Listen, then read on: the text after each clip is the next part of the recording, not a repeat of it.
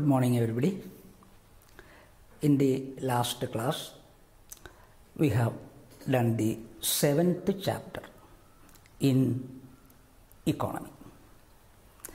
That was role of foreign trade in the economic development of Kerala.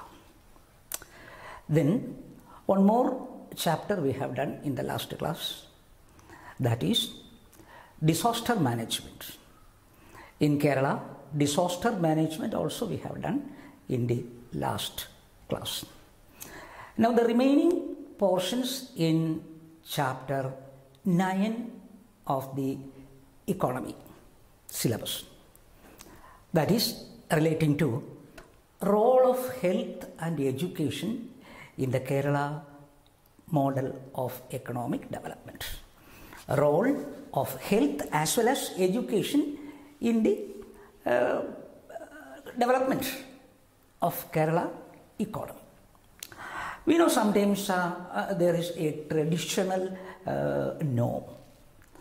From the history of the present day advanced economy, normally it is found that growth and prosperity first of all attain in the economy, and subsequently only development will take place.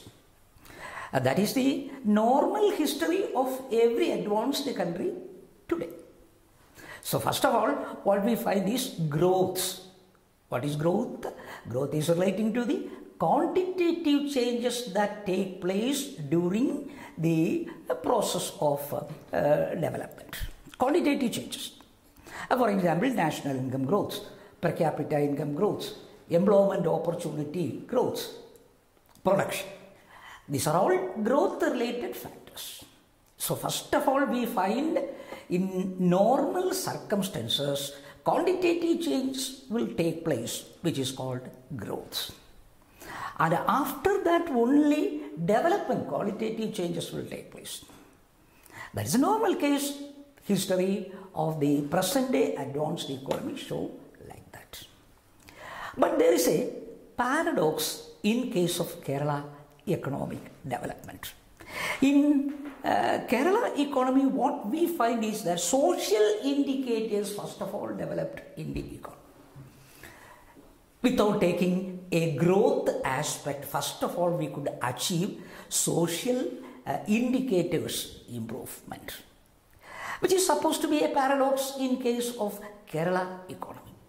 That means qualitative changes we could achieve in the initial stages itself, and yet we find a growth is still a problem. Even without a growth in the economy, initially itself we could achieve developmental aspects, qualitative changes. That is a contradiction we find. A contradiction in case of the Kerala economy is that we could achieve socio-economic indicators, advancement, qualitative changes, developmental aspect, first of all, and yet we want growth to achieve. That is what is known as paradox in the Kerala economic development. Sometimes for a 2 marks, this question can be asked. What do you mean by paradox in the Kerala economic development? This is the paradox. That is, first of all, social and institutional qualitative changes we could achieve without a growth in the economy. Unlike advanced economies, almost all cases of advanced economy, we find that first of all growth took place. Subsequently only with the attainment of more national income, more employment opportunity, more production, a qualitative change they could achieve.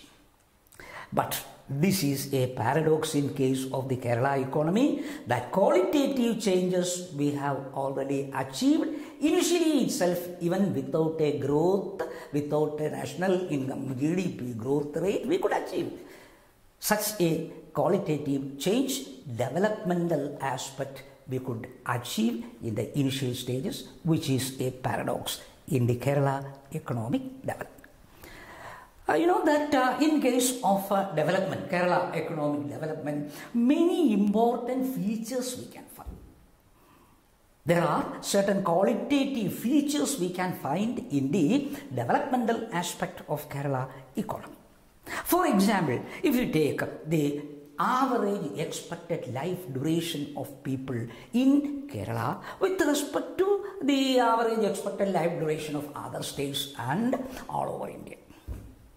Latest statistical data, 2020 data, according to the 2020 data published by NSSO, National Sample Survey Organization, the average expected life duration of Keralites is at present calculated as average expected life duration is 74.9 years for Kerala. 74.9 years.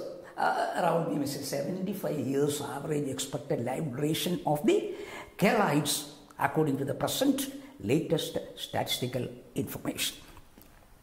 On the other hand, national, all India basis, that also is calculated by the NSSO for 2020, that is calculated as 68.56 years. Average expected life duration, longevity of life, all India only 68.56 years are. Compared to this, Kerala average expected life duration is much longer, higher, 74, around 75, 74.9 is what is calculated at present as average expected life duration. Why our average expected life duration is very high? We know because of the health improvement, quality life, education we could achieve in Kerala. Now, as a result of these provisions provided by government, we find we could reduce the death rate and mortality. Death rate has reduced and improvement in the living standard because of the facilities provided by the government of Kerala. We find that the average expected life duration we could increase 74.9 years according to NSSO report 2020. That is one most important aspect, qualitative change. It is a qualitative change or a developmental aspect in case of Kerala economy in contradiction to the other states, or we may say at the all India level.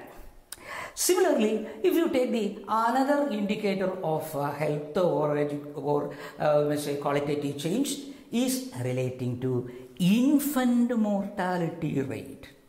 What do you mean by infant mortality rate? Death rate of babies, infant below 1 year of age.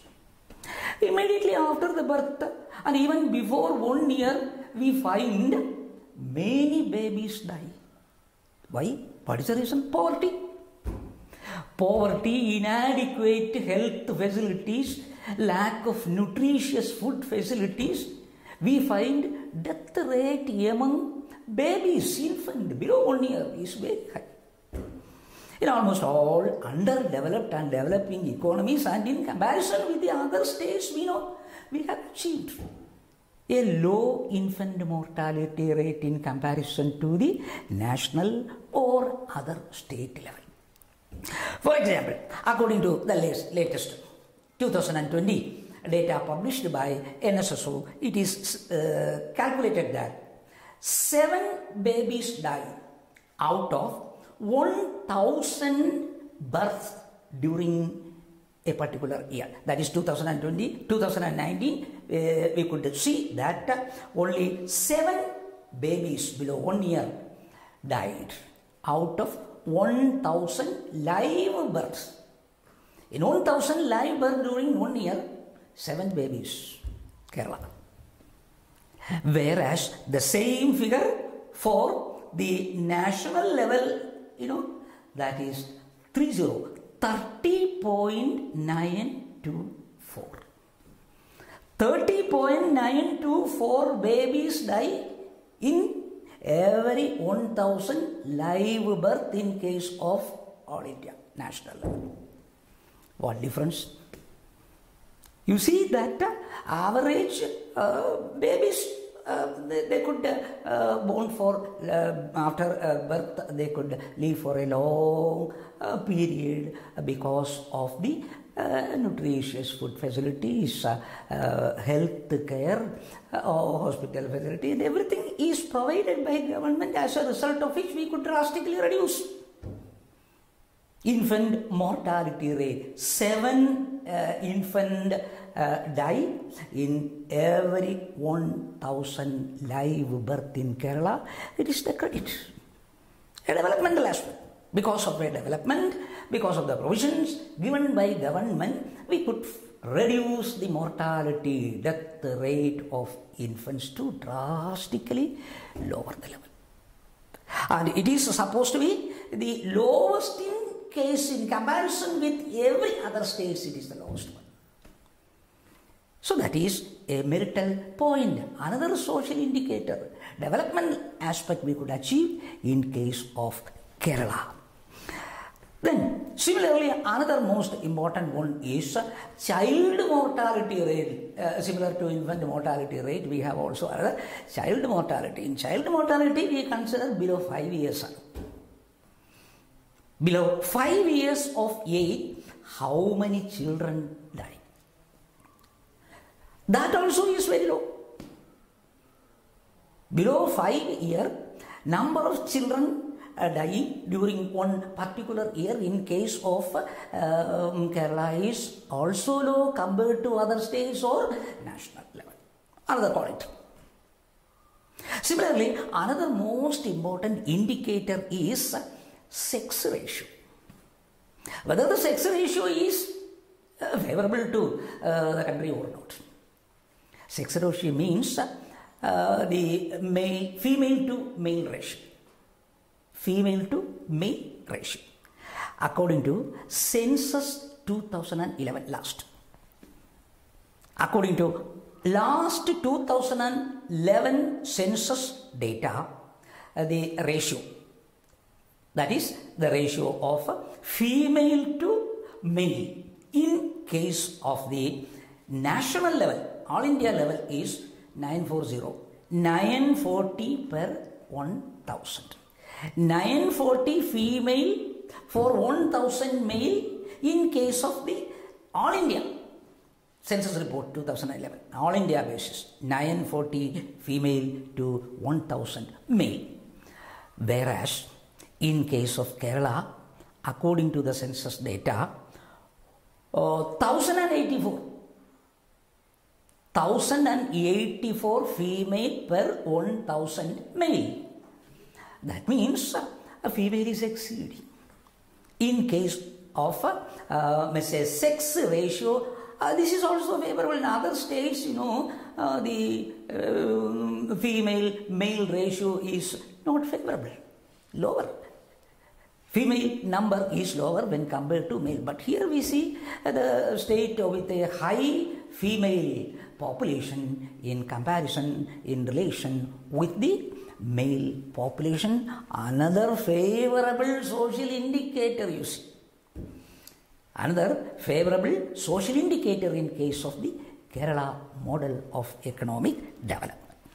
Similarly, another indicator of most important one is MMR, maternal mortality rate.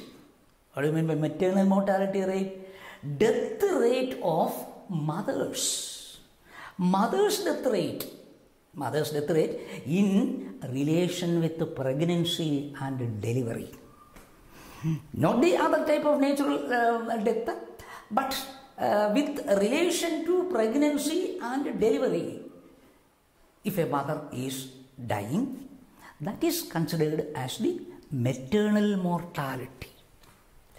In case of the other states and in underdeveloped economies as a whole, because of the lack of health facility, nutritious food facilities, we find during the pregnancy period or at the time of delivery, we find many mothers die. A very harmful situation. In case of Kerala, we find that the death rate of mothers due to the pregnancy and delivery reason is say 46 per 1 lakh live birth. In 1 lakh live birth, 46 mothers die due to the reason connected with the pregnancy and delivery. 46. Whereas the same data for the national level is 113, 113.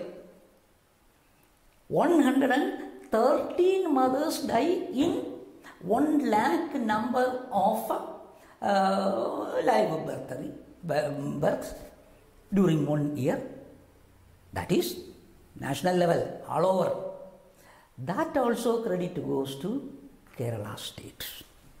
The credit goes to the Kerala state with regard to almost all indicators relating to health aspect, which is a characteristic feature of the Kerala model of economic development. Similarly, in the education aspect, we need not say anything more, as everyone know the most literate state in India is Kerala. According to 2020 report, the latest 2020 report, we know the literacy rate is 96.2% in case of Kerala. 96.2% population is literate. Literacy in Kerala is also high. 96.2% of people in Kerala are literate. So these are all the social indicators. So you can ask a question. Why? Why the social indicators, like especially we may say the health as well as education, so favorable? So favorable. Unlike other states, we could achieve many things in the health related matters as well as the other education related matters. What is the reason? Model of economic development of Kerala. We have many factors for our reputation. You know, land reform measure. We could introduce the land reform measures. One of the social reasons, you see, one of the reasons for the fast improvement, advancement in the livelihood of people in Kerala. Land reform measures we could introduce earlier. Then, spread of education facility, the quality education facilities provided by government and the care taken for the hospital facility, sanitation facility, drinking water facilities. Along with all, we may say, the characteristic feature of decentralization and the role of the lower,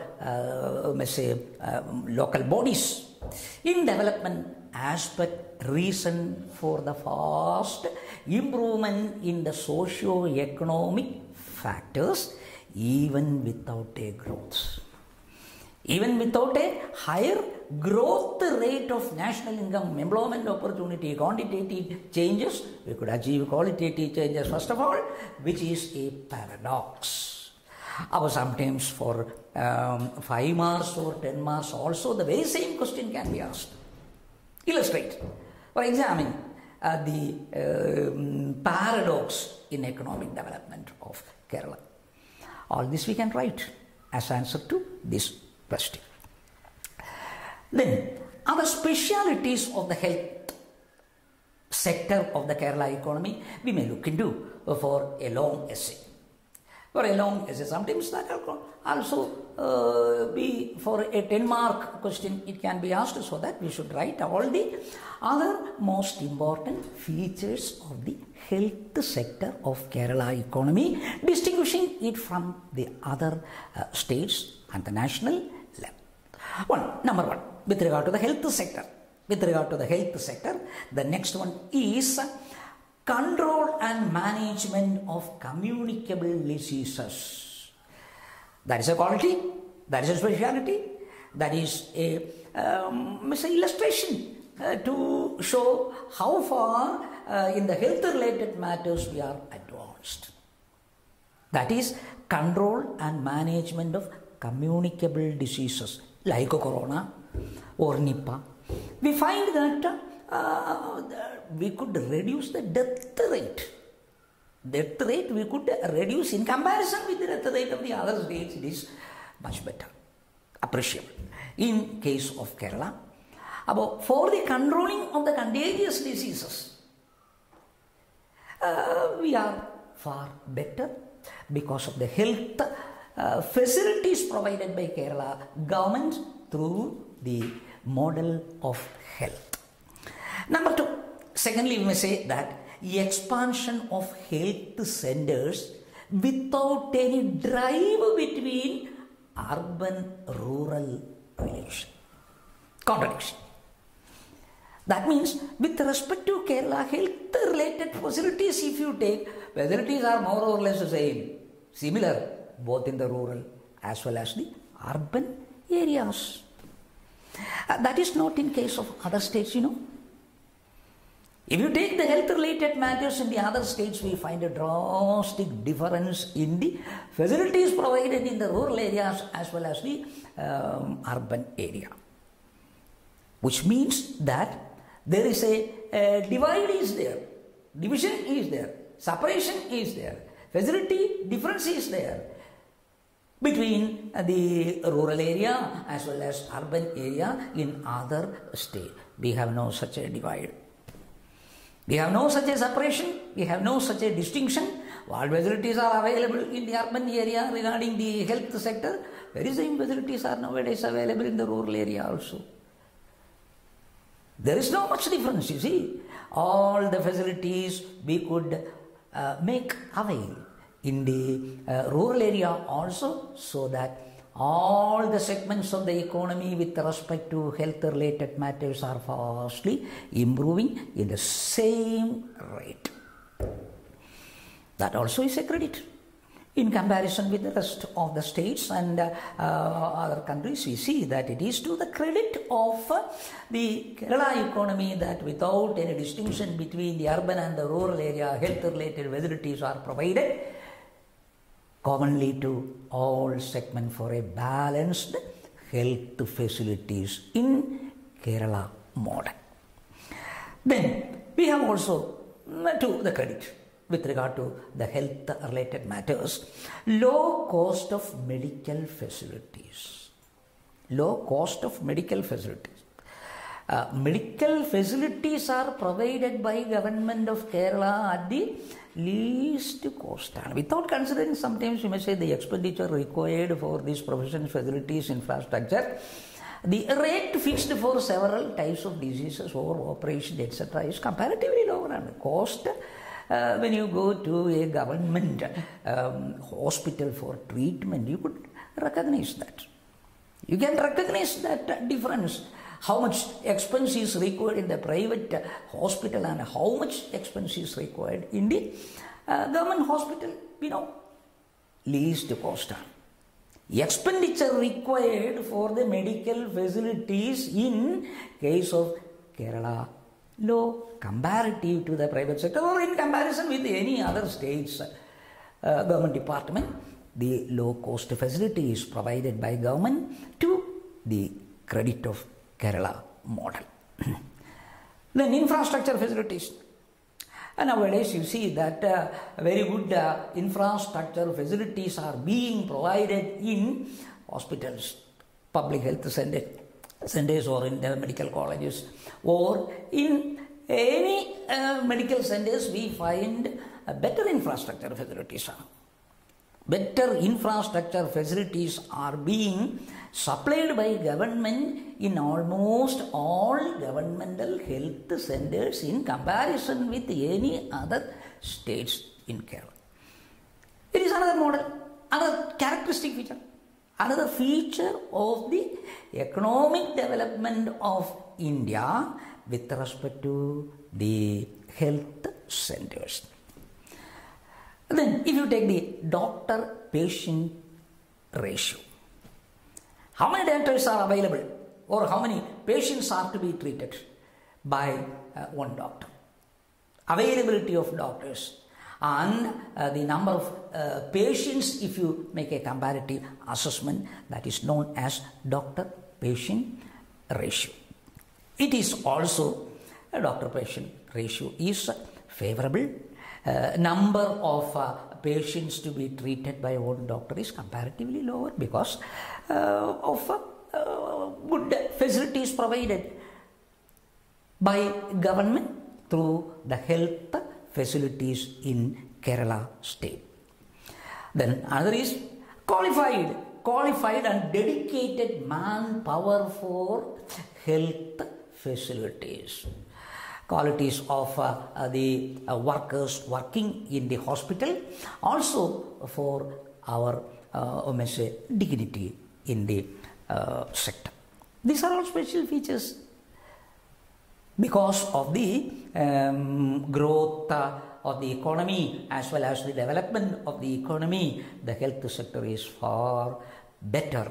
Provisions are far better. Facilities are far better and high quality in Kerala state. But at the very same time, we find that there are many problems. There are many problems we face in the health sector today. Number one of the problem is increasing incidence of new communicable diseases. Increasing incidence of new communicable diseases. Nipah, for example, or corona.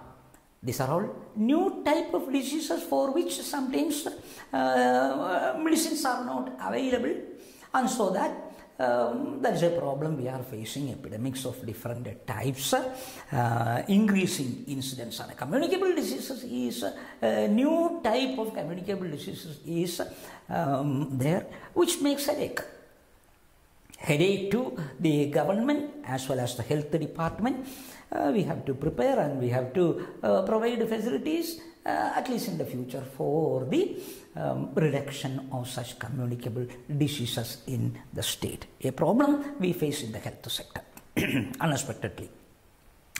Unexpectedly, we find occasions of new type of communicable diseases without any approved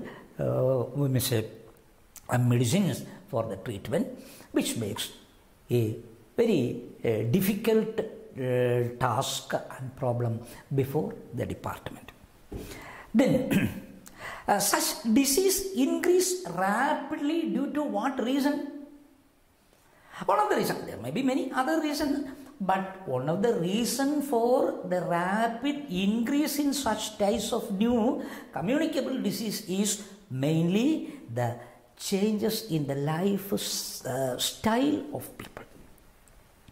Lifestyle of the people is changing.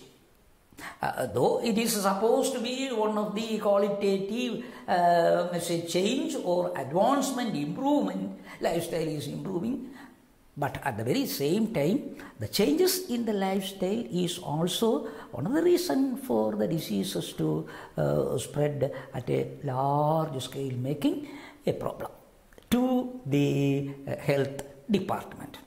Then, the infant mortality, we have already said that infant mortality rate is very low in case of Kerala. But in several tribal areas, especially mentioned maybe made of Attapadi area, wherein Attapadi we find that the infant death rate is high because of the nature, environmental circumstances, socio facilities, economic facilities that is available to that area, tribal area, is making a problem to the health department.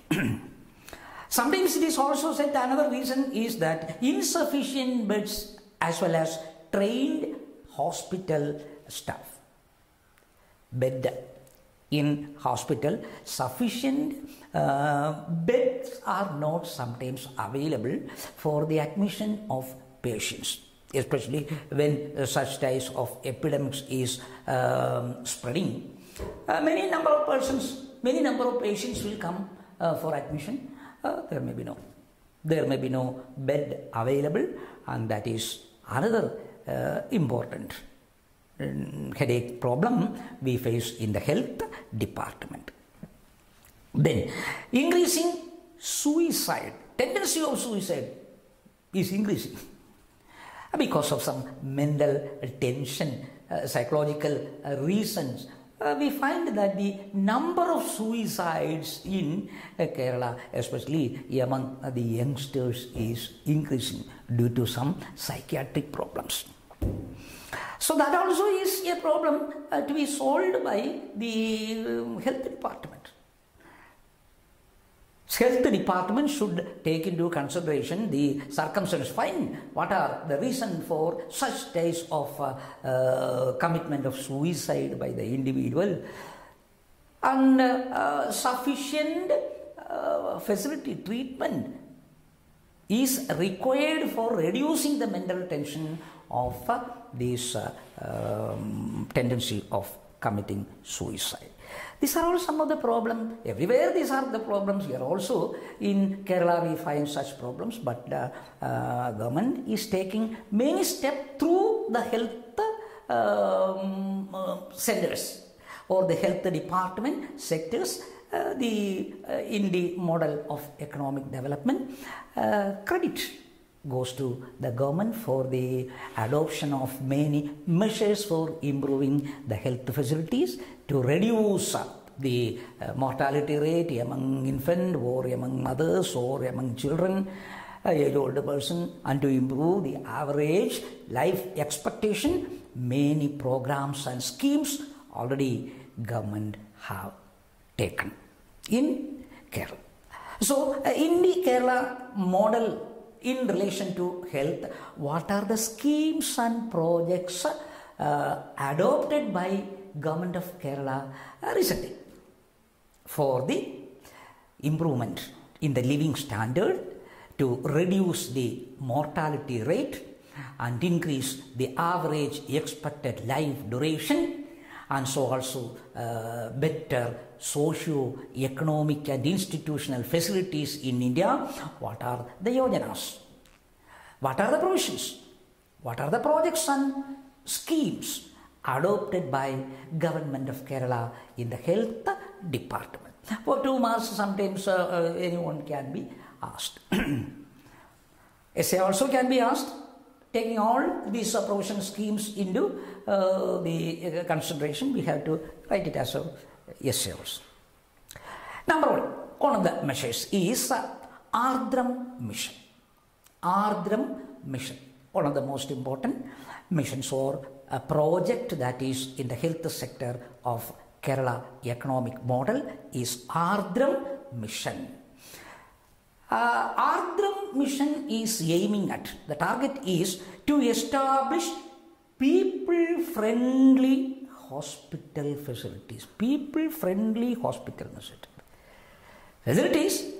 Provide facilities in a friendly manner. That means infrastructure facilities are to be provided in the hospitals for a treatment in a friendly manner.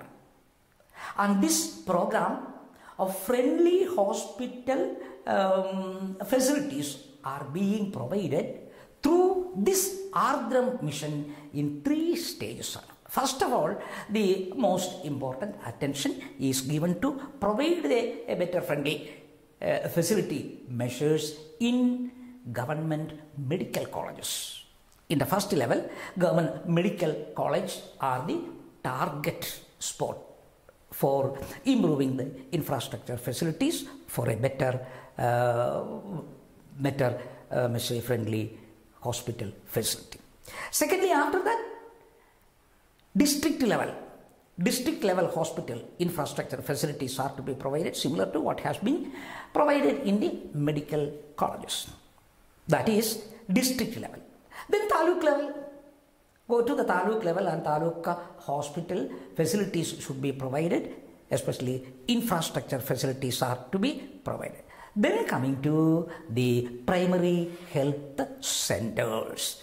Primary health centers' main objective is conversion of the PHC, primary health centers, into a family health center. Conversion of the primary health centers into a family health center, the most important objective of this Ardram mission. Providing facilities in the lower section, panchayat level, or in rural area, also to provide with all the facilities in the primary health centers, convert the primary health centers into what is known as FHSC, family health centers.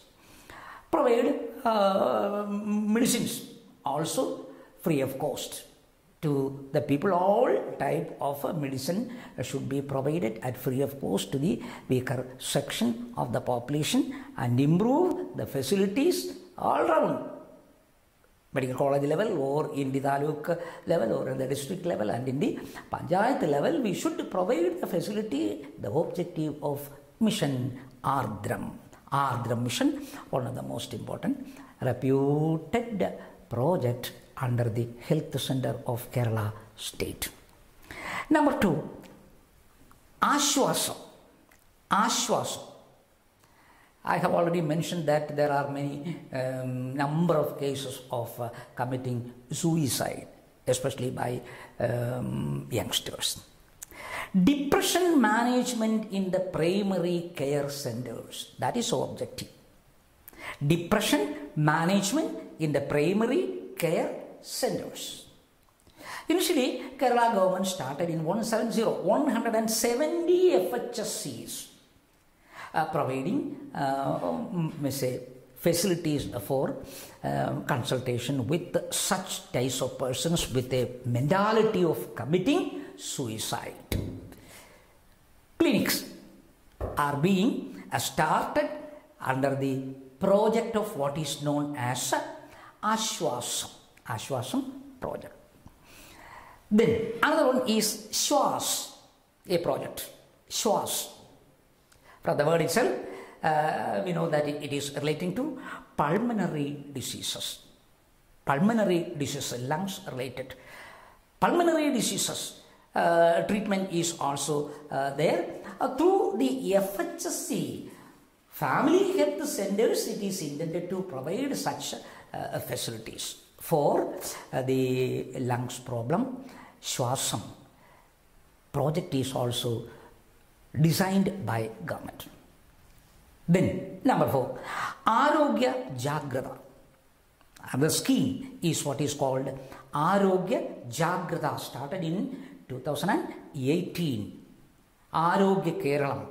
For the emergence of an Arogya Keralam, health awareness is necessary. A program of health awareness to prevent contagious diseases. So, providing information or awareness among the especially lower section of the population is necessary for avoiding such types of contagious diseases. Arogya Keralam. For the establishment of a Arogya Keralam and for the prevention of such types of contagious diseases in future, many such programs in relation to the health center is necessary. That program is decided under the Arogya Keralam Paddhati, Arogya Jagrata. Then, similar to that, in these recent days, because of the COVID-19, COVID Jagrata is also another important scheme that is developed by the health department. It is, we may say, a platform. Arogya Jagrata in connection with the COVID Jagrata is a platform for emergency services to provide. To provide with facilities, emergency facilities in respect of COVID-19, the Arogya Keralam Arogya Jagrata scheme is also providing COVID Jagrata with a subsidiary type of project under the very same Arogya Kerala. Then, Shruti Tarangam. Another scheme that is started by Kerala government is Shruti Tarangam. That is surgery expenditures to children of 0 to 5 years in connection with hearing impaired. Hearing impaired. By birth itself, sometimes there may be a problem. Early detection is necessary. Newborn baby, whether they have any such problem of hearing impaired children to identify from the younger stage itself, early stage itself, and making some treatment to these children with hearing difficulties. That program undertaken by government through the health department is what is known as Shruti Tarangam. That Shruti Tarangam is now renamed as Kadoram. The scheme is now known as Kadoram scheme. Hearing impaired children belonging to 0 to 5 ages are being treated, given assistance for improving their hearing capacity. Then another scheme is what is called Talolam. Talolam scheme. Talolam scheme is also concerned with the children up to 18 years old. Below 18 years children, providing facilities, free treatment facilities relating to kidney problems. Relating to kidney problems and cardiovascular problems, treatment is necessary. In the younger stage itself, we may find some kidney problem as well as cardio problem to youngsters. Below 18 years, if there is such a kidney problem or cardio problem, sufficient early treatment is necessary, and these are all treatment with high expenses, as we know. They cannot, sometimes lower section of the population, they cannot afford to. And so, provide facilities for treatment from the early stage itself. That is a provision under Talolam scheme for below 18 years of age group. Then another one, Samashwasam. Another scheme is what is called a Samashwasam. Kidney patients of BPL, below poverty level, kidney patients, dialysis they need dialysis. We know sometimes weekly dialysis may also be required for the improvement and kidney problem. Treatment is highly costly. The lower section BPL people cannot afford to. And so provide concessional dialysis facilities to the BPL persons without the consideration of age restriction. Everyone with a disease of kidney provided belonging to BPL facilities, financial as well as, you may say, supportive facilities for dialysis treatment given through this Samashwasam program. Another one is Sitalayam. Another yojana, another project under the health department is Sitalayam. Sitalayam is in connection with the infertility of women. Infertility of women, homeopathic treatment. Treatment for infertility is available in the homeopathic department or homeopathy section, and this treatment is provided through this scheme of what is called as Sitalayam. Sitalayam, another treatment for the infertility problem of women, providing homeopathy treatment. Then Kaniva, that is free trauma care centers.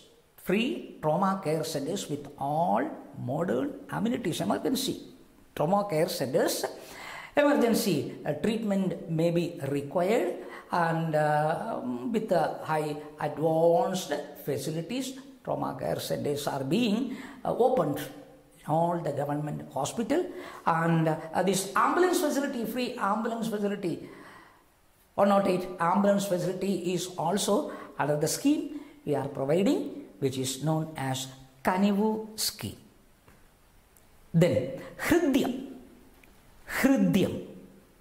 another scheme under the health department for improvement in the living standard of people is Hridyam.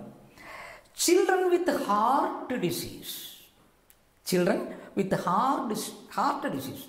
Even young stage itself we find there are cases of heart disease to the children. For them also treatment is necessary, costly treatment is necessary, expense is sometimes they cannot meet with, and so that Hridyam, a project adopted by government for such type of heart disease treatment among youngsters. Then another one is Mithai, ordinary Mithai. Children and adolescents, we find there is diabetic problem. Diabetic problem is nowadays not only for these older persons, but even among youngsters we find, because of the changing lifestyle. Because of the changing lifestyle we find even youngsters, the problem, diabetic patients among the younger and adolescent stage itself we find this disease. For the treatment of children with diabetic problem, Mithai scheme has been developed by government of Kerala. Then another one is Mrityunjaya or Mrita Sanjeevani scheme. Mrita Sanjeevani scheme. From that word also we know what exactly the meaning or the intention of the scheme of Mrita Sanjeevani, organ transplantation. It is concerned with organ transplantation and giving a rebirth to the individual suffering from such damages of body parts. Kidney transplantation, heart transplantation. You see, highly expensive. By providing with such surgery facilities for transplantation of organ, a scheme developed by government of Kerala is what is known as Mrita Sanjeevani scheme, a program of organ transplantation. And you may know sometimes that Mohanlal is the ambassador, that is the ambassador of this Mrita Sanjeevani scheme, brand ambassador Mohanlal. So these are all some of the specialities, some of the schemes and projects adopted in the health department of Kerala, which constitute the Kerala model of economic development, and with that we could reduce drastically the mortality rate among the infants or children or older persons, among mothers. We could reduce. That is a speciality of the Kerala model of economic development. Then our topic is education as well as health center economic model in Kerala. Kerala model of economic development in respect to education as well as health. Health we have already seen. Then coming over to the education sector, the projects, the programs and all other special features of the education sector of Kerala to its credit. You know, what are the main features of this education sector? With respect to education sector, what features we find in Kerala distinguishing it from other states? Number one, first of all, you know, there's that we could reduce the regional gender gap in education. There is no gender gap in education in Kerala. That is highly appreciated. It is highly appreciated a phenomenon that there is no gender disparity with respect to education in Kerala. That means men-women difference is not there. Female also have their own chance. Equally, they are getting all the facilities in the education field for their studies, higher studies and everything. And a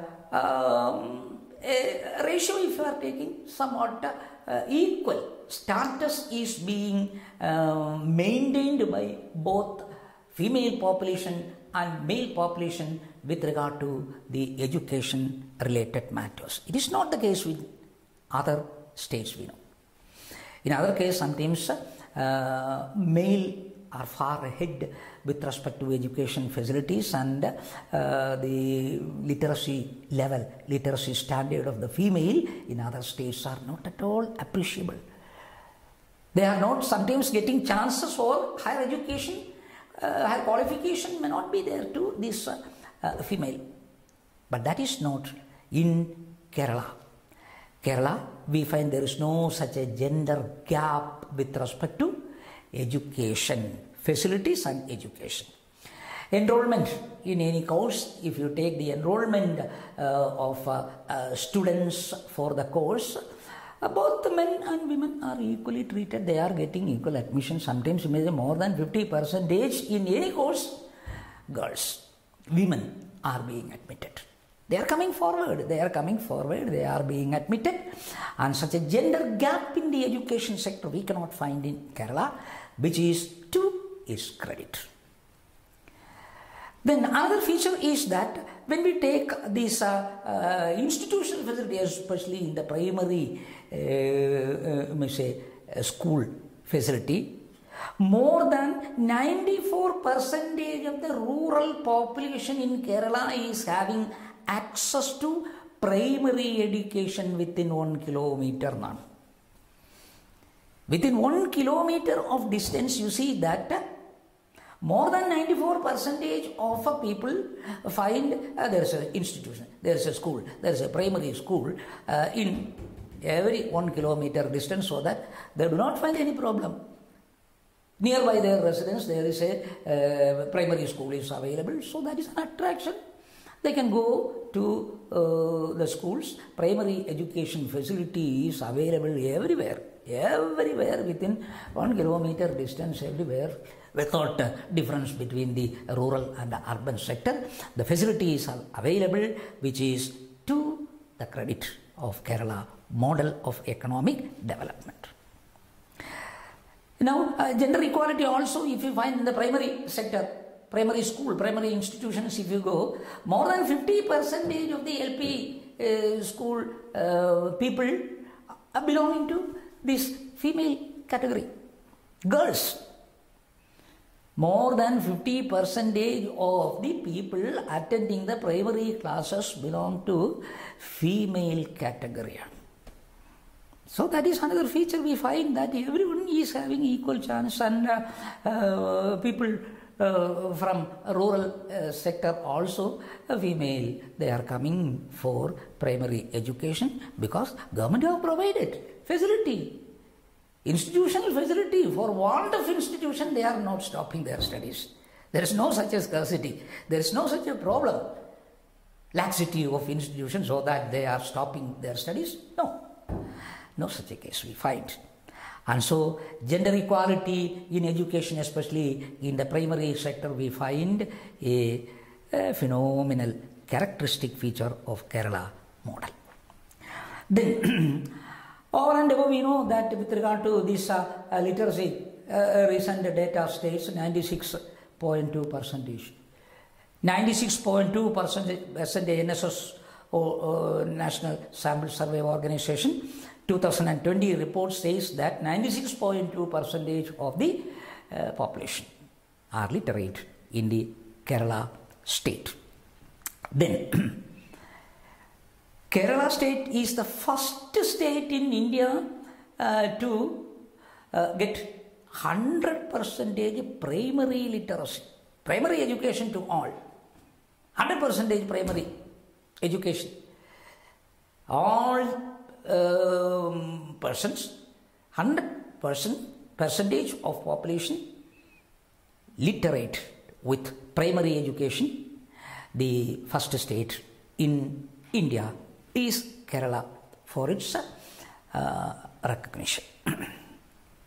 Then another feature is that budget provision. Annual budgetary provision of Kerala government, if you take 16.4%, 16.1% of the total state budget allocation in the year 2018-19 budget was spent for education purposes. This percentage, 16.4%, we find that even other bigger states could not spend 16.4%. 18 other states in 2018-19 period could not spend at least 16.4% of their state budget for the education purposes. In other states, 18 states, they could not. Whereas comparatively a smaller state with a small budget also, you find 16.4% of the total allotment during 2018-19 expenditure for the education facility during that year. Especially that fund was more in higher education facilities to provide. Government spend 16.4% of the budgetary provision. In comparison to other states, it is a good amount, percentage expenditure on educational facilities. Then recently we have also inaugurated the Navakeralam mission as 60th birth anniversary, Kerala Piravi, 60th Kerala Piravi. We have inaugurated what is called Navakeralam mission, and the Navakeralam mission is mainly aiming at improving education and health related facilities. To provide with the education facility, health related facilities in India, in Kerala, we have formulated the project known as Navakeralam, where more expenditures, more provisions, facilities, along with the other field, like we may say housing, other field. More importance is given in the Navakeralam Paddhati for the health related expenditures as well as the education related matters. So these are all some of the qualities or some of the speciality features we find in the education sector of Kerala model of economic development. But in this respect, since we have recently NEP here means National Education Policy, not New Economic Policy. NEP 2020, New Education Policy, Government of India have announced. 2020 Education Policy. You have to mention that also, along with the education sector, National Education Policy 2020, NEP. Existing provision, that is National Education Policy, existing provision, originally 1968, amended in 1986. That means existing policy is 1986 education policy, National Education Policy. Existing is 1986 policy, which itself was the amendment of 1968. 1968 National Education Policy amended in 1986 existing policy. And you know that according to the existing policy, education policy, we find there are many difficulties, limitations drawbacks we find in the education policy, which necessitated for the amendment of the NEP in 2020 as a new set of provision announced by the government of India. And the existing policy, the defect of the existing policy is that large scale dropouts. Large scale dropouts, even before completion of 10th standard, many sections of our students drop their studies. Why? Why such a droppage? Before completion of this primary education or higher secondary education or college education, they are forced to stop, discontinue, drop out. The main reason we may say poverty itself. Poverty itself is the reason for the dropout is increasing, especially in the primary sector or the school level. We find dropout due to the poverty itself. Because parents find children a source of income to their family. So especially girl children. Girls may be sent to some housework, earn some money, support the family, because there is no other source to the family. The family is belonging to the poverty level. Poverty is the reason, so parents discontinue the study, especially girls' children. Especially girls' children are forced to stop their studies, discontinue their study, and go for some employment, some work. Especially the servants, they go as house servants. A supporting income to the family is necessary, so drop out. That is one reason. Another reason of the heavy dropout, especially in the higher education, is, you may say, difficulty with regard to the syllabus. Subject, mathematics, English, etc. is sometimes very difficult to follow for the children, especially belonging to the rural area. Heavy syllabus, they cannot sometimes understand. That is one of the reasons for the dropout. So many such problems are existing dropout. To reduce that dropout and attract the people to studies without droppage, continue their studies, incentive is necessary. And to incentivize all sections of the population to continue their study, not to drop out, a change in the pattern of education became necessary, and as a result, 2020 NEP has been introduced. Then, even there are many provisions. We find unemployment is increasing among the educated class of persons. Even after securing a degree, they won't find any possibility of employment. Opportunity is not there. Completion of graduation or post-graduation, they find that employment opportunity is not there, especially to the educated class of persons, so that they have no incentive to continue their study. They may be under the feeling, why should we study? Why should we study? Even after securing a good degree, they are wondering for employment opportunity. That is one of the most important defect of the present day education system pattern. Then, not only unemployment we find among the educated class of person, underemployment is also another feature. Underemployment means they are not getting employment opportunity according to their qualification, experience, interest, desire. According to their desire, according to their interest, according to their educational qualification, according to their experience, earned experience, no opportunity to do their work.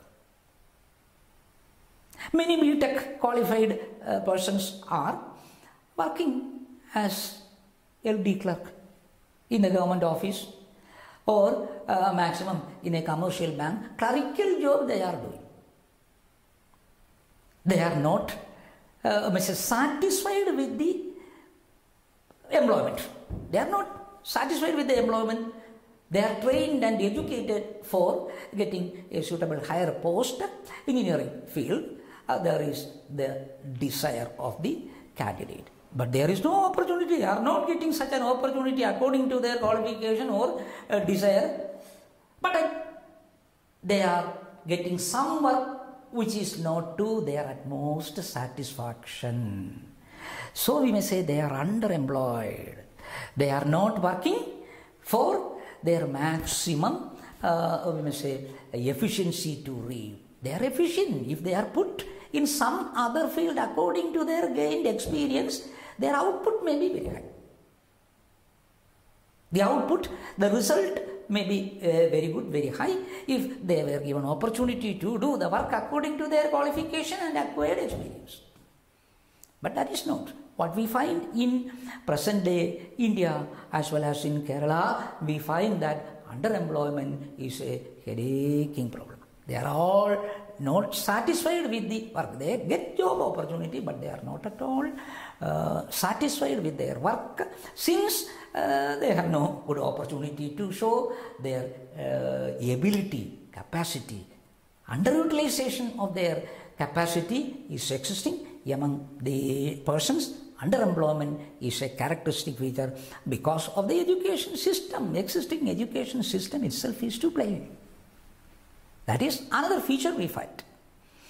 Then, exam-oriented rather than job-oriented education. Present day, what we find in case of India is the pattern of education existing in India is not job-oriented. It is only exam-oriented pattern of education. You are giving training to appear for the examination, to write the examination and to get a pass. That is a method of teaching in educational institution, which is another most important reason for underemployment, unemployment. It is one of the most important defects. Then, another defect of the existing scheme is that the same pattern, single model, same pattern is existing for assessing the students. Same parameters are used, pattern. Same yardstick, same parameters is used for the assessment of students of all level. Same question paper, same pattern, and they are trained to write the examination. Examination oriented training in educational institution rather than job oriented. After getting the degree, what pattern of job, in what sector they are suitable. There is no such a training. Job oriented training is not there while they are undergoing any education. Defect, limitation of the present day. Then other is that limited options. Selection options is also limited. And nowadays more available, but years back during our period we find in the colleges there are only very few subjects as optional subject. Very few. Conventional subjects, streams alone was there. That is not sufficient. They should get more options, choices for selection. Many subjects, option should be there for selection. That is why the present day system is supposed to be not sufficient for the interest of students. Then, no vocational training is given along with education. Vocational, job orientation. Job oriented teaching, syllabus, pattern of education, we cannot see in the normal education system of universities. No vocational practice is there. These are all some of the most important defects of the existing system in the education field. So that Government of India introduced 2020 new education policy, NEP 2020. We may take some of the most important features. Most important changes and features to introduce by the new education policy 2020. What are the policy measures? Number one, we may say the change the basic structure of curriculum. Change the basic structure of curriculum. That is, the present day curriculum is 10+2 system of education, basic 10+2. 10 years of schooling, then 2-year higher secondary, 10+2 system is what is existing, 3-year degree course, etc. That has been proposed for a change, 5+3+3+4 system. 5+3+3+4 system, total 15 years. 5 means basic structure, basic system, wherein in the first basic system, the existing standard 1 and 2, along with the standard 1 and 2, the pre-primary is also included, kindergarten, LKG, UKG, that is also included in the study stream. At present it is not so. First standard only, first standard onwards, we actually count the stages of education. First standard to 10th standard. But the previous stage, pre-primary, is not included in the ordinary stream of education. We are going to include that previous stage also, kindergarten level, play school level also we have to bring along with the first standard and second standard. Now, first basic means 5 year. In the 5 year, 3 year preschooling. Then coming to first standard and second standard. Total 5 in the basic level. After that, about 1 and 2 is included in the first stage, basic stage. 3 and 4, third and the fourth standard. Third standard, fourth standard, as well as fifth standard. 3, 4, 5. Third, fourth, as well as fifth standard taken together is another section that is called the second preparatory level. Preparatory level means 3 third standard, fourth standard, as well as fifth standard. 3, 4, 5. Then middle sector. Middle section is 6th standard, 7th standard and 8th standard. 6, 7, 8. That is middle level. 6th, 7th and 8th middle level. After that, final 9, 10, 11, 12. 9th standard, 10th standard, 11th standard and 12th standard taken as final level. So total is 15 years. Total is 15 years. First is 5 year, second is 3 year, then 3, then 4. 5 plus 3 plus 3 plus 4 system instead of the existing system intention of the NEP 2020. Then more flexibility will be allowed, choice option will be allowed to the students after the 10th standard for their selection. After 10th standard completion, they will be given more opportunities of selection of a course for their studies. Then other feature is with regard to the examination pattern, redefining examination pattern.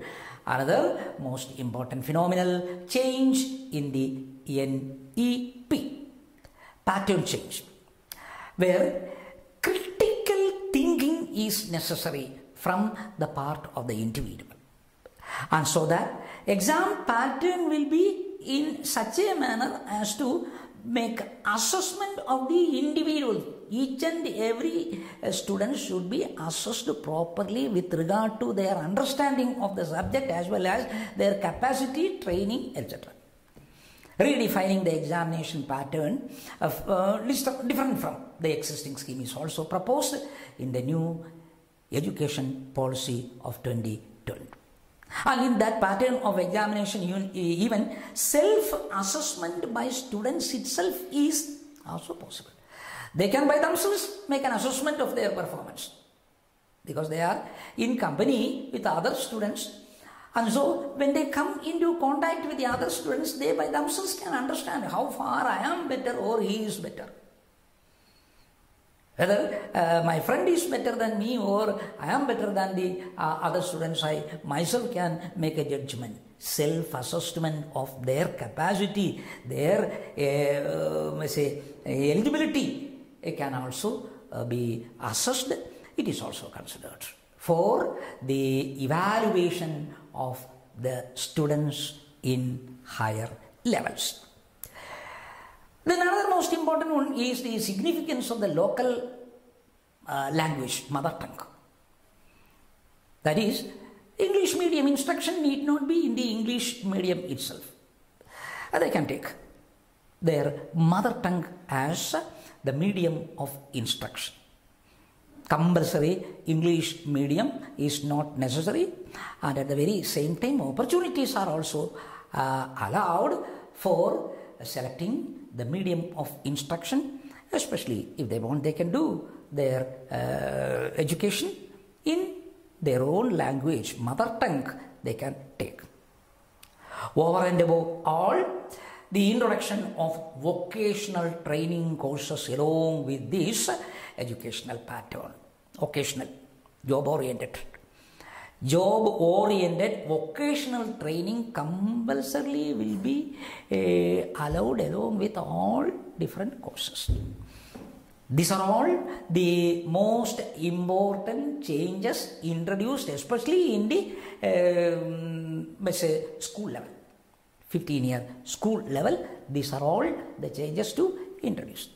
Then when we come to the college level.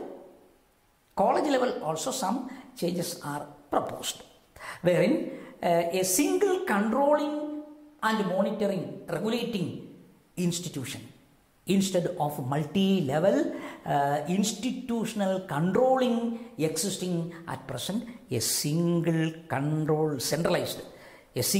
centralized monitoring regulating system pattern has been suggested in the new education policy. In the new education policy in the college level, we see that online digital learning importance is also given. Online teaching, digital type of teaching, virtual classrooms and all these facilities are also given its own significance in the new pattern of education. And especially another feature in the college education is that a 4-year credit transfer system is to introduce. A 4-year credit transfer system. Present, in the normal general education, higher BA, BSc, 3-year, 2-year, PG, post-graduation, 5-year. After that, research facilities and all this, they can do if they want. Instead of that, it has been suggested, instead of the 3-year, a 4-year stream has been suggested in the college level. 4-year stream. And in the 4-year stream, and the speciality is that suppose a student is joining for a 4-year course. If he wants, after the first year he can drop. He can stop.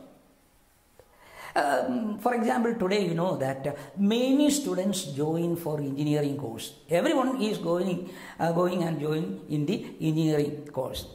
How many students pass out after the 8th semester, after the 4th year? How many students in Kerala is getting the B.Tech degree on completion of the 4 year? Very few, below 20%,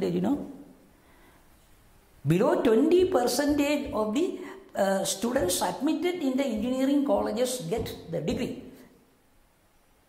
Back paper. First year maybe 1 or 2 paper as back paper, and second year again 1 or 2, and accumulating the number of papers, back papers without a pass, and finally on the 8th semester, on the 4th completion of the 4th day, they are coming out without any degree.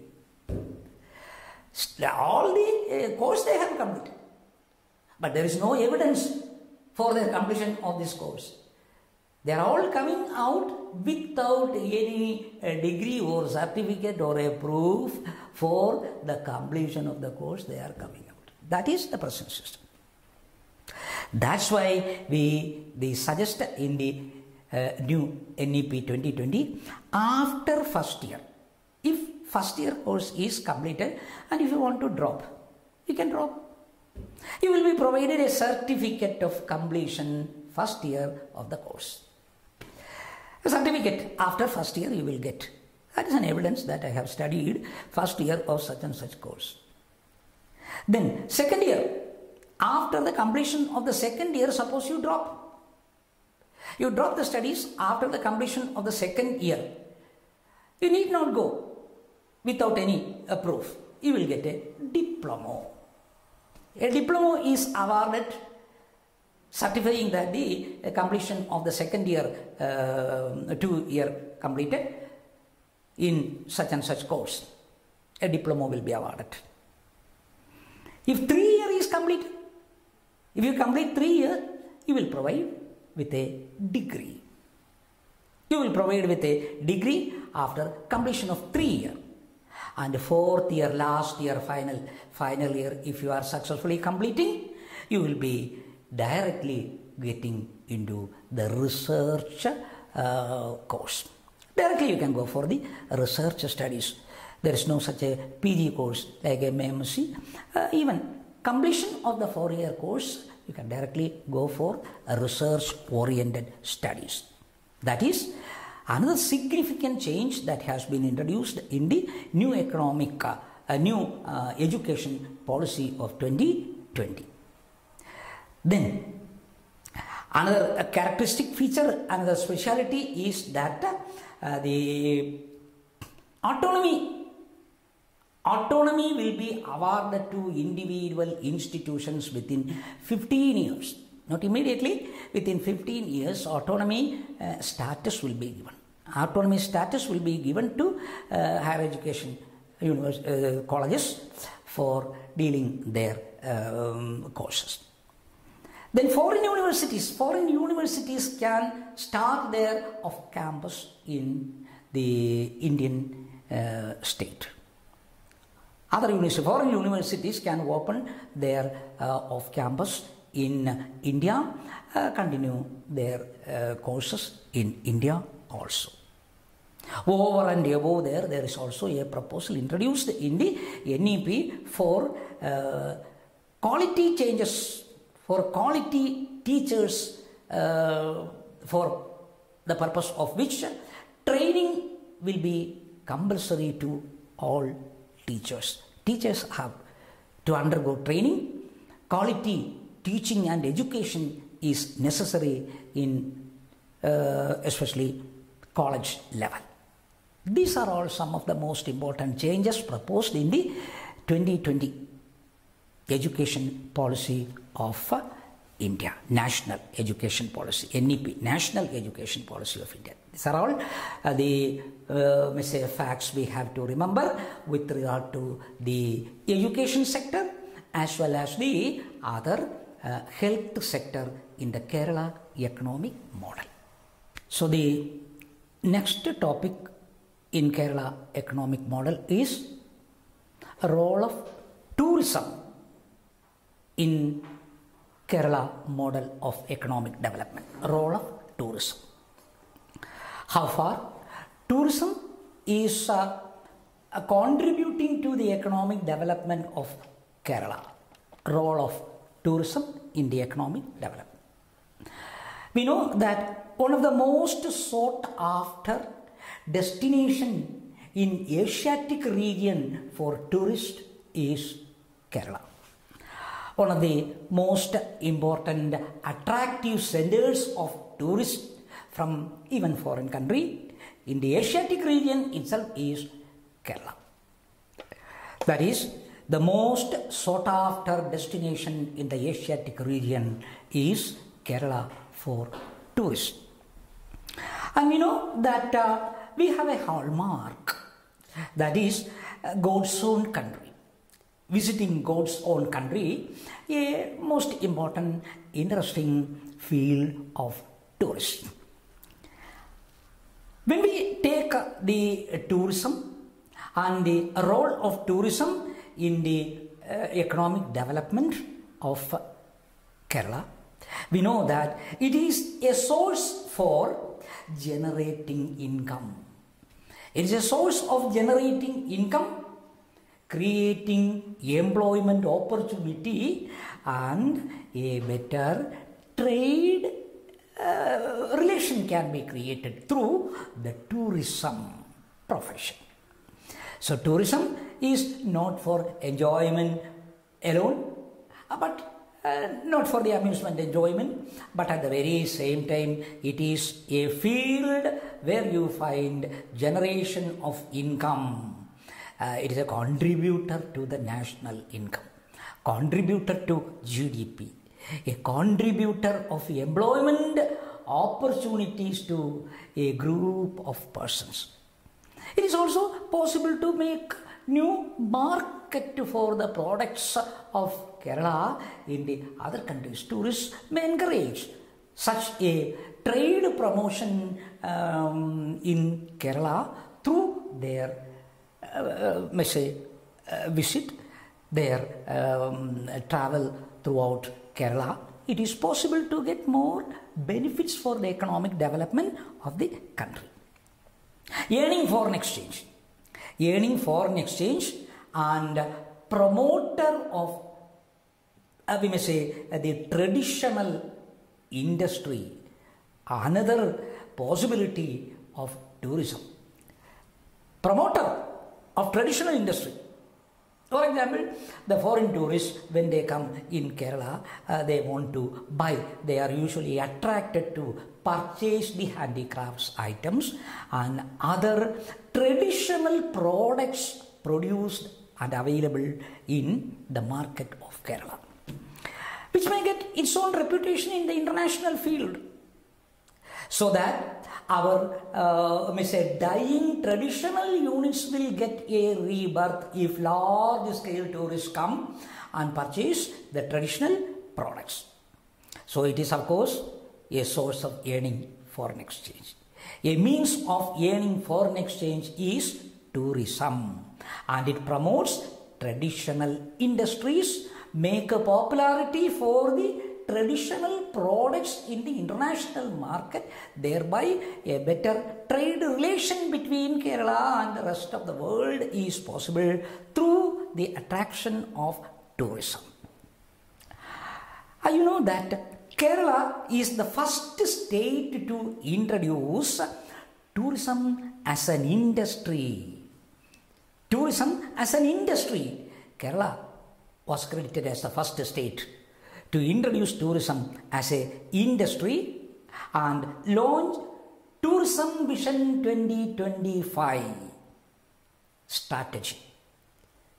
Tourism Vision 2025 strategy document was also introduced by Kerala government.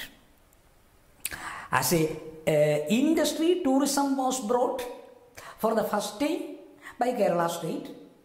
And so also 2025, by the year 2025, what shall be the role of tourism in Kerala economic development? Such a document strategy was also published by government of Kerala, which is supposed to be one of the most important contribution or work done by the government with respect to the progress of tourism industry in Kerala. Tourism is now under the category of industry, and we have also proper plan projects in the field of tourism to attain certain goals by 2025, which is known as the Tourism Vision 2025 document strategy published by government, where many programs for the faster development of tourism in Kerala was also proposed. Tourism Vision 2025 document. Then, if you take the contribution of the tourism sector to the Kerala economic development, we find that 10% of the GDP is from this sector. Tourism sector is contributing 10% of the state GDP. From tourism, 10% of the state GDP is contribution of the sector to the state GDP comes to the tune of 10%. And so also it is creating employment opportunity. Many persons are doing work. They are getting their livelihood, earnings from tourism related activities. 12.38% of employment opportunities of Kerala are in tourism sector according to the assessment of 2018. According to the assessment of 2018, 12.38% of population are employed in the tourism sector, and their livelihood, earnings from the tourism sector. How much? 12.38%. Employment opportunities are being created by the tourism sector directly. And at the very same time, indirectly also there are many other fields connected with tourism where employment opportunities are created. That comes about 6.38%. 6.38% of employment opportunities are indirectly available to the people because of the development of tourism in Kerala. But directly we find 12.38. Directly 12.38% of the population get their opportunity of doing some work directly in the sector, and 6.38 indirectly are also working and contributing to the economic development of Kerala from the tourism sector. Then tourism will also open interaction with other spheres, other activities, other segments. There is an interaction possible. When tourism is developing, automatically some other sectors will also progress. Opportunity will be opened. It will also progress in some other sector. And we may say that tourism sometimes cannot develop. Tourism sometimes cannot develop without the concurrent development of the other sectors. Without the concurrent development of the other sectors, tourism cannot flourish. It is must that some essential prerequisite conditions are to be provided in the country, in the state, for the development of tourism in the country. For example, health facility. People will visit Kerala, visit a particular place only if there are health facilities available. Any disease and anything can happen, health related problems may come to the tourists. Immediately, can they get treatment, good treatment? About health facility, public health facilities should be there. Hospital facilities shall be there. High level specialty hospital is necessary to attract these people. Then only they will come to visit. Similarly, sanitation facility, transportation facility, good road facility, communication facility, speedy internet facility, many other things should be available. Only natural beauty alone is not sufficient for the attraction of the people. They should get simultaneously some other auxiliary facilities for their living, at least for a short duration in the state. So it is connected with how far the health sectors are improved, how far the sanitation facilities are available, how far the hotel facilities are available, and smooth traveling facilities are available, road facility, communication facility, internet facilities are available. All are taken into consideration while tourism is developing. So auxiliary development, along with the tourism, some auxiliary development and nearby places and nearby sections will also grow simultaneously with the development of tourism sectors. But there is a feeling that in spite of the potentiality of tourism development, there are some adverse effects also in this field we can find. Adverse. There are certain adverse effects also we find in the tourism sector, in the tourism field. What is that? It is especially in connection with the environmental damages. It may cause to some environmental damages. Problems may be created on environmental protection, or environmental side pollution may cause. That is adverse effect. Suppose if there is no toilet facilities available in that area, very large number of tourists, when they come, they find there is no such a facility, which may spoil the atmosphere. Open defecation may result into damages, pollution, air pollution may happen. So we see that there are possibilities of some adverse effect on environment, damaging environment, promoting this tourism, not possible. It is not at all sustainable.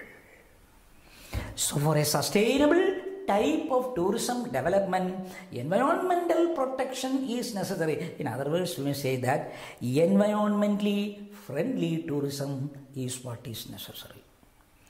Environmentally friendly tourism is what is necessary. Tourism development should in no way do any harm to the environment.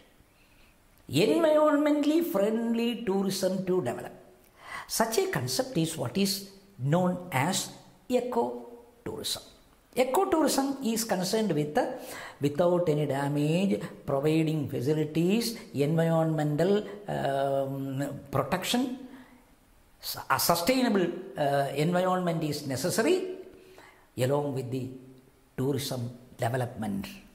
So such a type of tourism pattern is what is known as eco-tourism, environmentally friendly tourism for a sustainable development of the state. So encouraging eco-tourism, one of the most important requirements in the present day of sustainable development. Other important feature of the Kerala tourism model is that in the Kerala tourism model, another feature what we see is the liberal policy measures on the part of government, especially attracting the private sectors to enter into the tourism sector. Private sectors are being attracted or provided facilities by government to the private sector to enter into the tourism field. PPP model, public-private partnership model, is one of the major we may say characteristic feature of tourist model, അല്ലെങ്കിൽ tourism model in economic development of Kerala.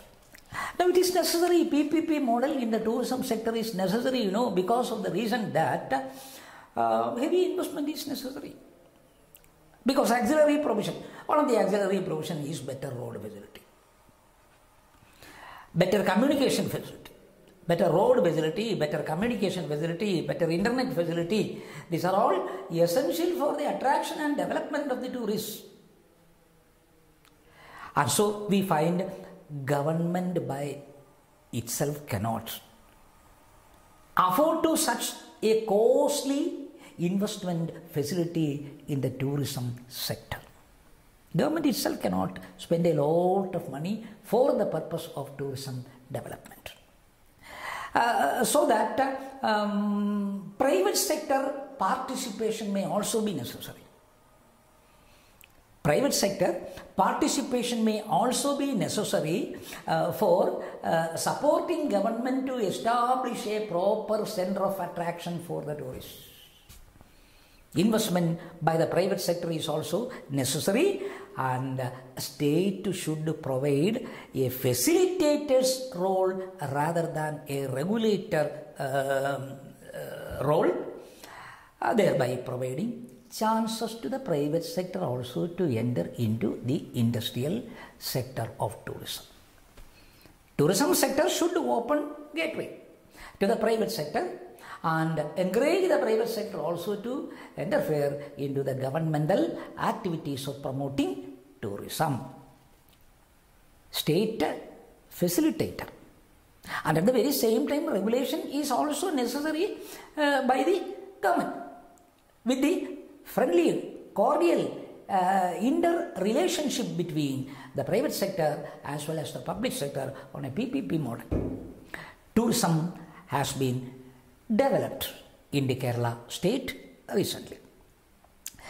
Then, when you take the expenditure, state expenditure, budgetary expenditure in Kerala for tourism development, a higher percentage is spent by government for the facility to provide in the centers of attraction comparative to the percentage of expenditure done by other states in India. Expenditure of government in tourism is comparatively higher than the other states' expenditure for the purpose. Then also we find government is providing many other facilities of importance. Many other facilities for important is also one of the characteristic features of tourism in Kerala state. Free visa, for example. Free visa situation, visa on entry. These are all some of the provisions given by the government for easy attraction or easy traveling through these centers of tourism in Kerala. So government is interfering, providing facilities, and while providing facility, a certain type of regulation is also necessary on the part of government. Then there is a chance in Kerala, and even today we find that Kerala is having another type of tourism attraction in the field of medical field. In the medical field, that means we have special stress on medical tourism. Special stress on medical tourism. Especially we find Ayurvedic facilities are provided to the tourists as an attraction in Kerala. Massaging centers, for example, and treatment. Ayurvedic treatment, traditional Ayurvedic treatment is highly popular in many of the tourist centers, which is an attraction to the foreigners to visit Kerala. Not only for sightseeing, their attraction is not only for sightseeing, but also for the treatment from the Ayurvedic sector. They are coming as tourists in Kerala. But there is a scope. There is a further scope for development of tourism in Kerala by providing many centers, Ayurvedic centers. Massaging centers and Ayurvedic treatment centers can be started in these different places of attraction of tourists. That is what is known as medical tourism, another attraction. Then, sometimes you see that recently there is a report. In the recent report published by Government of India, it is said that in spite of the huge investment as well as the recognition and reputation of tourism in Kerala, we find Kerala is less preferred. In certain occasion, we find that it is less preferred destination for tourists nowadays. In the national level, we find that Kerala is having only 7th position. 7th position according to the list published by the central government. In the 10 most important centers of tourism in India, Kerala is having only a 7th place, 7th position. And the state recorded only a very meager share from the tourist sector, 1.12% in the world contribution of tourism. Tourism contribution, when you are taking in 2015, contribution of tourist centers in the world as a whole, 1.12% of the world contribution from tourism. Kerala's contribution very lower, 1.12% of the total world contribution, the contribution of Kerala tourism centers. In 2020, very recently, in 2020 this year, Gulati Institute of Kerala has published a report with regard to, in respect of the lockdown, the effects of lockdown as well as the COVID-19.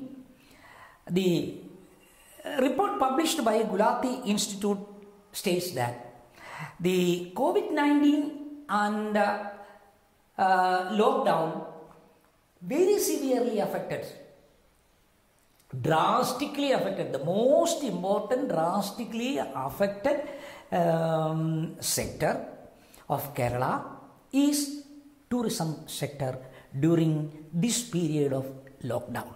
2020 report. This is the center. Tourism is a sector where you find lockdown has so drastically, severely affected, most severely affected sector in the Kerala economy recently with the lockdown is tourism sector, according to the Gulati Institute report 2020. And the report says that 1/5 of the total number of employees in the tourism sector lost their opportunity during all this 6 months period of lockdown. Or since February 2020. Since February 2020 up to this time, 1/5 of the total employees of the tourism sector became unemployed. They were having no income. They were suffering a lot, mainly because of the reason that many flight has been cancelled. There were no flight. So that tourists could not come from other countries to Kerala. Flight cancellation. The inside domestic travelers also, they could not come in Kerala during this period of lockdown. With that, stoppage of tourists shocked the sector very severely. It was a shocking effect. COVID-19 as well as the lockdown of 2020 since February. The most important sector adversely affected in Kerala was the tourism sector, according to the report recently published by the Gulati Institute of Kerala. But a revival of this is necessary according to the report also, many new provisions are required. Packages for the improvement of the tourism industry in Kerala is very urgently necessary, as it was suffering a lot during the lockdown period. So that is with regard to the contribution of tourism in the Kerala economic model. Kerala economic model, tourism contribution. Now, one more thing with regard to Kerala economy, one more sector contribution is included in the syllabus. In the syllabus, one more sector contribution to the Kerala economic development is included. That is women empowerment, role of women empowerment in the Kerala economic model. The contribution, the role of women empowerment policy of government, which led to the faster economic development of the country and gender equality in many respects, either in the educational field or in the employment field or in the contributors level. What is the role played by women? Women empowerment policy, how far contributed to the state GDP and economic development? Another topic included in the Kerala model of economic development. Women empowerment. Women empowerment and Kerala economic model. You know that Kerala with the economic development model, we find with regard to women empowerment, many policy measures have been adopted by government with the intention of uplifting the living standard of the women flock. Many policy measures, projects, yojanas have been adopted by government in the model of economic development. And you know, while we speak of women empowerment, it does not mean that a financial support.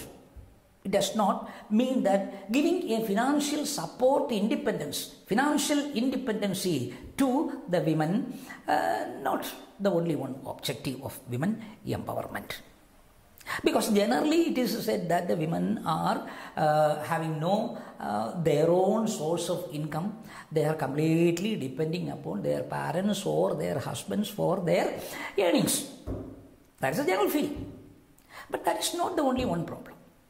We find socially sometimes they are not equivalent with the menfolk. They are not at all having a very good upper standard of living. They want protection in many respects. So, women empowerment program in Kerala is aiming at uplift the women economically, uplift them socially, social protection, social upliftment, as well as psychological upliftment. Psychologically, economically, sociologically, some measures are necessary to improve the status of women in the society. So financial support, not only what we mean by women empowerment, social protection, psychological treatment, psychological factors are also responsible for their such a state of affair. These are all some directions where importance given by government for the empowerment policy.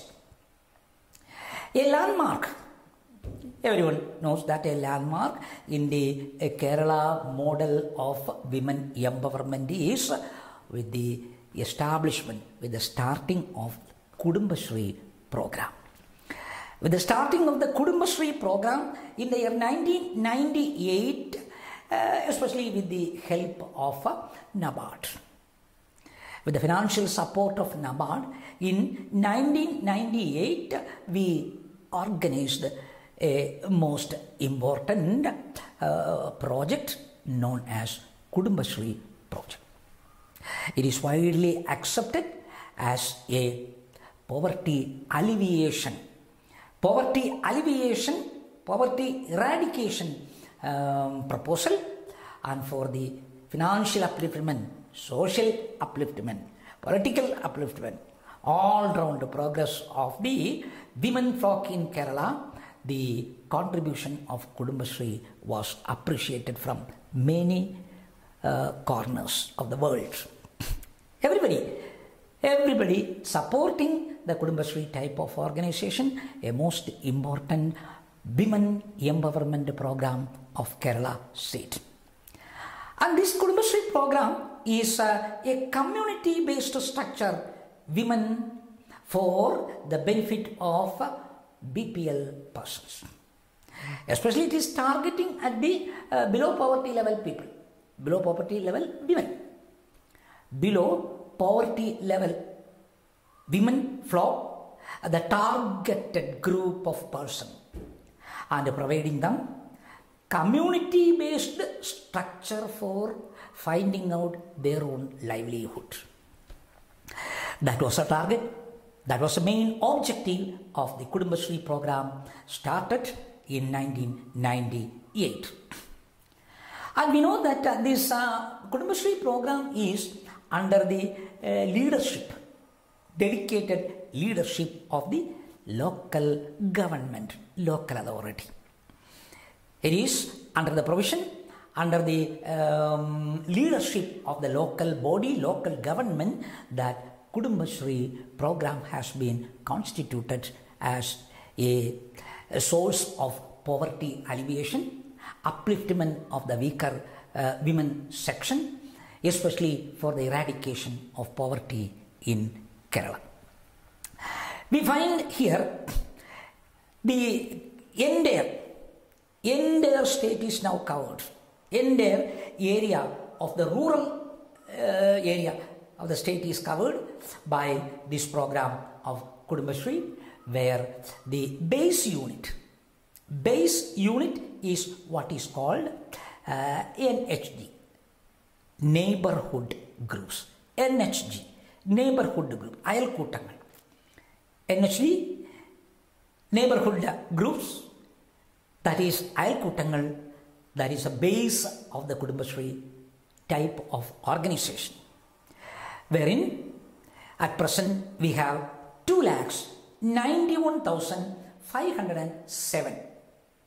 2,91,507 NHGs have been working, established in the state as a whole. Lower level, basic level unit of Kudumbashree structure, Ayalkootangal, the base one, and the membership which is open to individual households, one woman from each house belonging to BPL category can get membership, and total 13,901 second stage, second level ADS, second level ADS. ADS means Area Development Societies.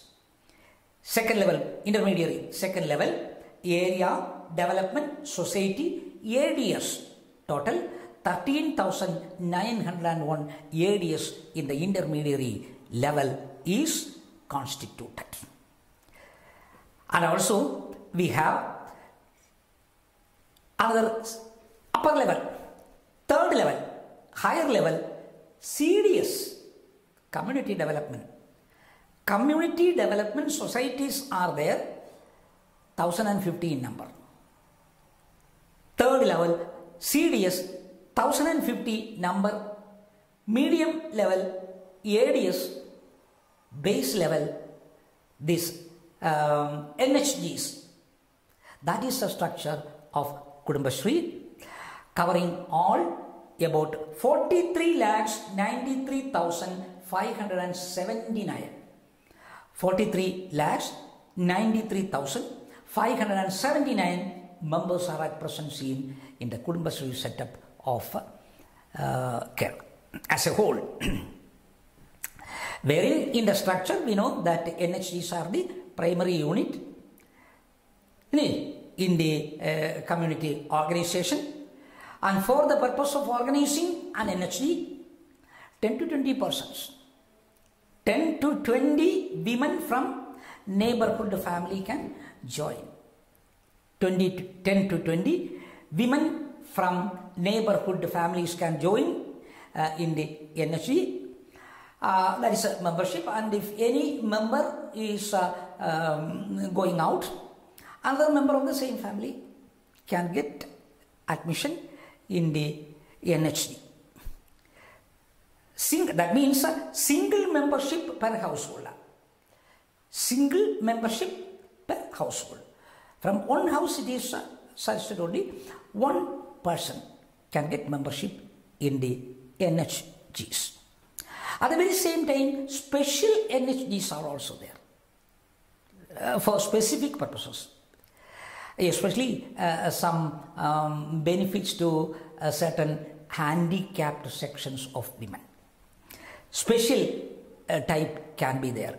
Physically, may say handicapped persons, NHG can be there. So also SC/ST. SC/ST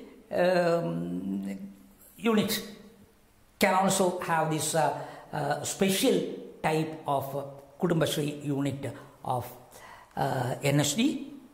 Visually challenged, physically challenged, such persons can also organize this NHDs as a special type.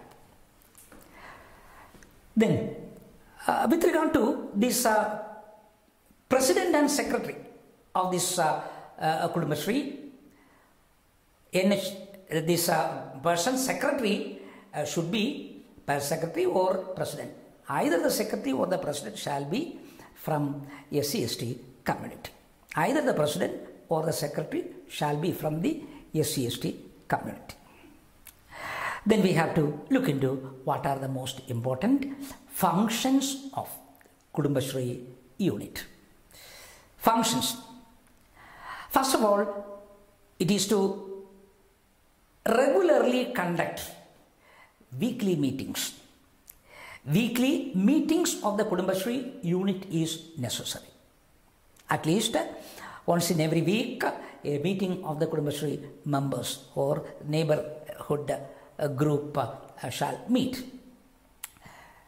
Then, secondly, running thrift credit schemes.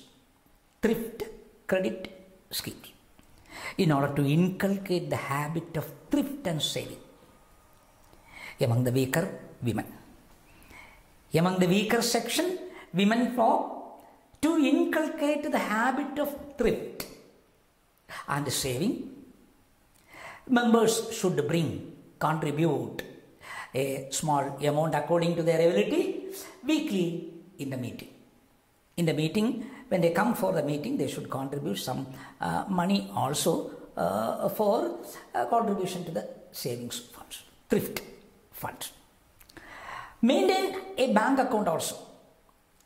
Another duty and responsibility or function of the Kudumbashree unit is maintaining bank account jointly in the name of a president as well as the secretary.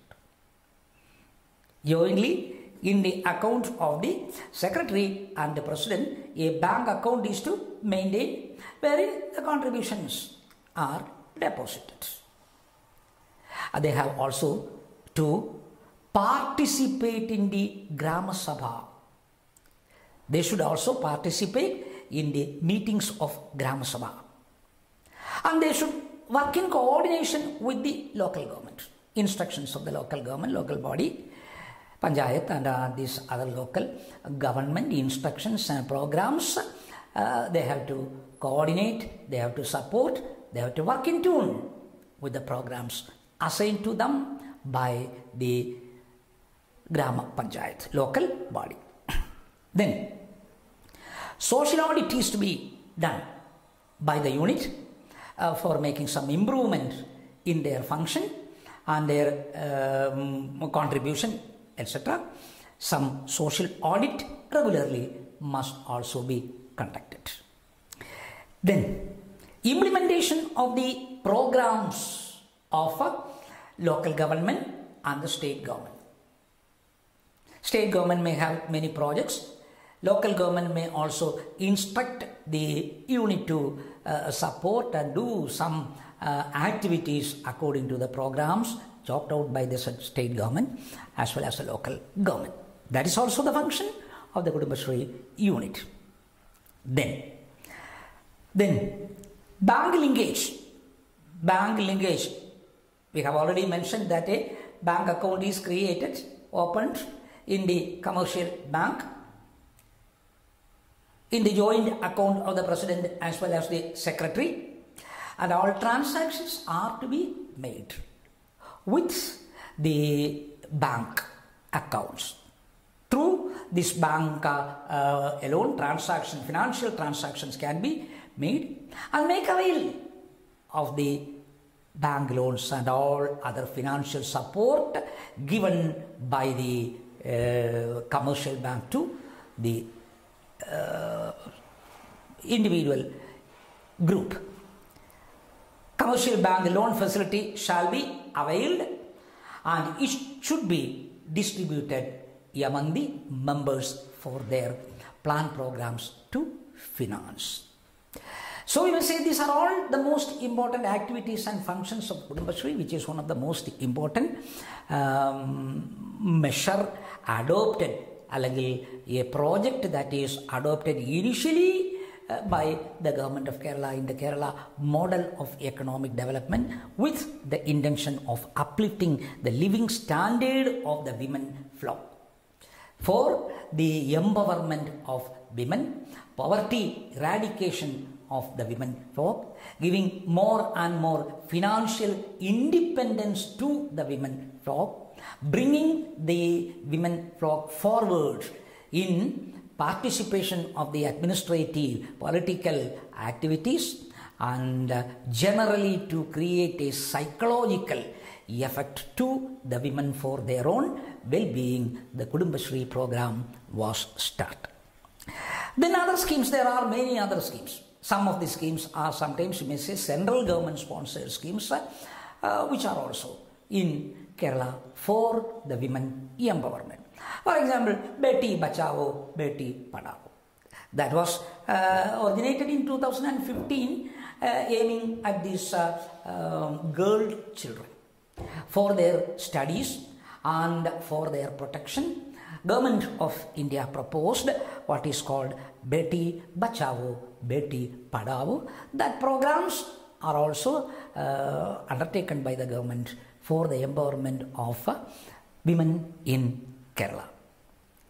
Then Mahila E-Hat, Mahila E-Hat, another program undertaken by the Ministry of Women, started in 2016 with respect to the improvement in the living standard, especially in digital type of transactions, awareness, training, etc. to these women flock for their betterment.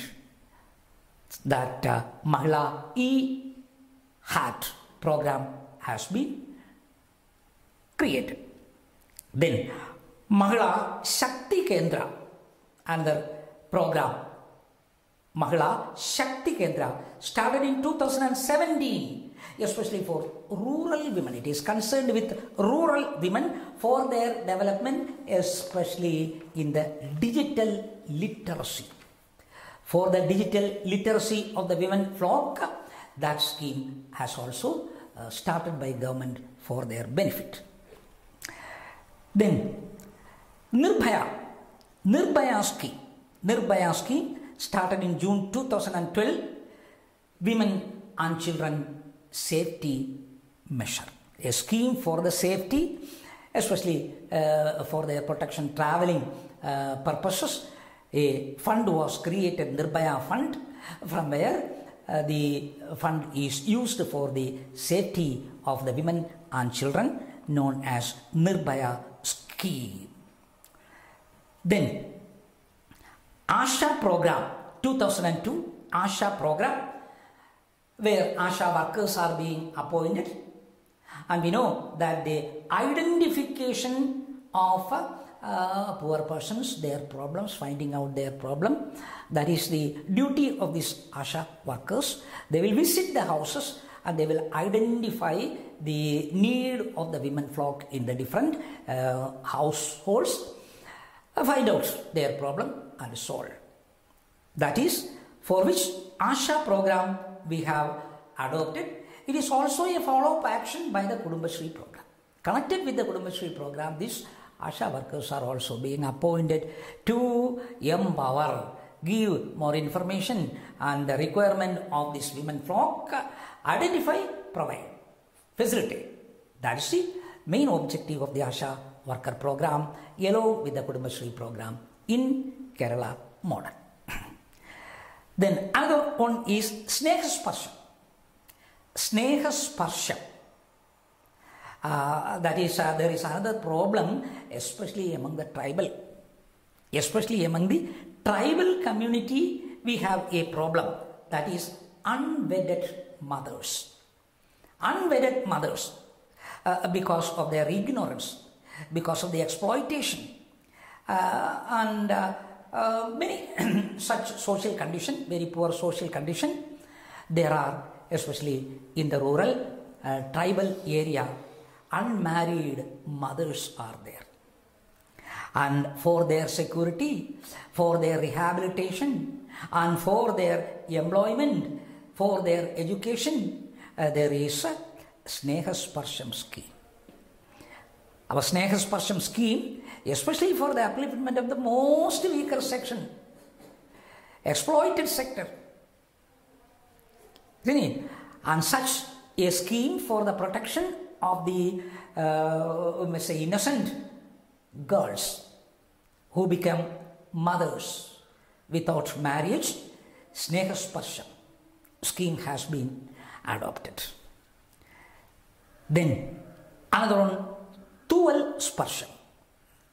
Tuval Sparsham, another project in Kerala, that is social security schemes to women and children against all type of harassments. All type of harassments. A social security, social protection necessary, whether it is a sexual type of harassment or not. Whatever may be the harassment that is to face by the women flock and girls, children. For their social security, for their upliftment, for their protection, we have Tuval Sparsha upliftment program, empowerment program. Then Pratyasha, another scheme of what is called Pratyasha scheme, helping economically poor parents in getting married their daughters. Very poor grassroots level of population with girls' children, their parents find very difficult financial situation for the marriage of their girl children, and in such circumstance financial assistance is provided by government through the Pratyasha scheme, another women upliftment scheme. Then one-stop center scheme, one-stop center scheme. Under the Ministry of Women and Children, we have one-stop center scheme. Here, to support women affected by violence. When there are women affected by violence, a support, social support, maybe sometimes financial supports, many other types of support is necessary, including legal support. Psychological approach may be required. Legal support, they cannot sometimes understand what legal provisions are there in their respect for their protection, what are the legal measures available, nothing they know. So for giving legal advice and assistance, help, etc., also this one-stop center scheme is there. Everything is under one umbrella. providing all facilities of support to the weaker section, financial, along with that psychological support, along with that this legal support. Whatever is necessary for the safety and security of the women flock are provided by one-stop center scheme. And also lastly, we have the Poshan Abhiyan. Poshan Abhiyan. Improving the nutritional standard. Improving the nutritional standard of the women, children, providing them with nutritious food facilities. A scheme of Poshan Abhiyan, a part of the Beti Bachao, Beti Padhao scheme. An auxiliary program of Beti Bachao, Beti Padhao scheme, providing nutritious food facilities to the women flock, especially targeting the weaker section, the Poshan Abhiyan. For example, pregnant women, they are provided with ration, separate ration is given for the period of their pregnancy, and after delivery some nutritious food facilities are monthly provided, just like the ration. Just like the ordinary ration through the PDS system, the ASHA worker will take data, visit the houses and understand what things are required to these pregnant women. And these are all provided in material.